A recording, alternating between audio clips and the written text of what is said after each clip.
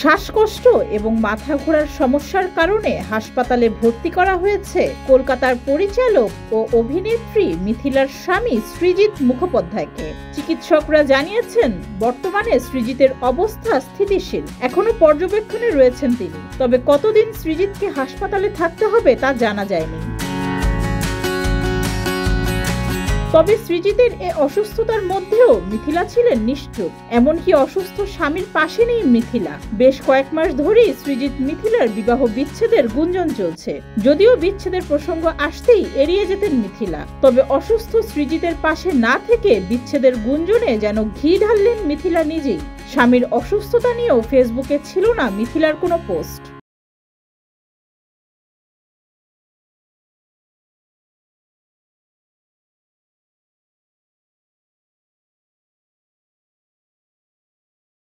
মিথিলা সৃজিতকে বিয়ে করেন 2019 সালে।